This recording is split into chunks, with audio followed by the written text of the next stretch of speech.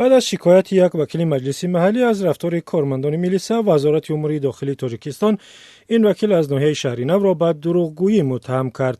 وزارت روز 12 ایون با نشر بیانیه رسمی گفت هنگام سنجش ادعای مراد خوجا خوشمرادوف دایر بانک 10 کارمند میلیسا او را به آگاهی رسمی و بازور به اداره میلیسا برده 6 ساعت نگاه داشتند اساس ندارد. در بیانیه آمده است در رفت سنجش گفته‌های وکیل تصدیق خود را نیافت چون که نام برده برای رعایت نکردن قاعده‌های حرکت در راه اتومبیلگرد بازداشت شده است، نه در منزل استقامتی. وزارت گفته است مراد خوجا خوشمرادوف را به شعبه امور داخلی نبردند و با او مناسبت دغلانه و حرکت‌های غیر قانونی از جانب کارمندان میلیسا. وکیل 32 ساله روز 25 می در صحبت با رادیو آزادی گفت که 10 نفر از کارمندان شعبه کارهای داخلی ناحیه شهرینو به خانه آمده او را به زور به شعبه بردند.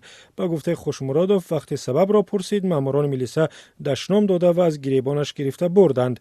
وزارت کارهای داخلی گفته است مراد خوجا خوشمرادوف را در روز دوشنبه ترسونزاده برای آن دستگیر کردند که برخلاف قاعده در رقیب ماشینش رقم ترانزیتی نگذاشته بود.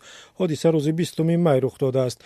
مراد خوجا خوشمرادوف روز 13 ایون به رادیو آزادی گفت عموما درسته ما اومدن بردن حتی همون کامرایی که ما خواستم با شما و با تمام اهل جامعه پیشنهاد کنم اومدن و کامرا 5 تا مغازین اپتیکو کندن بردن جوز که دیسکشن نست کردن که همین مواد پگه اساس نیوه. وزارت در وبسایتش حکم دادگاه ناحیه شهرینو را از روز 4 ایون نشر کرده است که بر اساس آن مراد خوجا خوشمرادوف را برای رعایت نکردن قاعده‌های حرکت 58 سامانی جریمه بستند.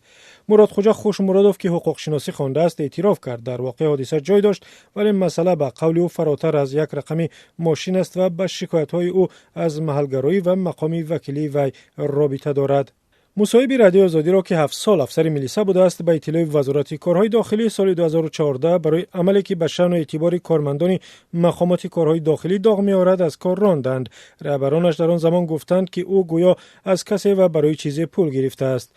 مراد خوجا خوشمرادوف میگوید این ادعا بی اساس است و سببی از کار راندنش شکایت‌های پیوسته او از محلگرایی در ساختارهای دولتی تاجیکستان بوده است. تلاش‌های رادیو آزادی برای گرفتن نظر وزارت دایر به ادعای وکیل که آنچه با او می‌کنند غرض آلوده است و برای دیدگاه‌هایش است تا زمانی تهیه این گزارش نتیجه نداد.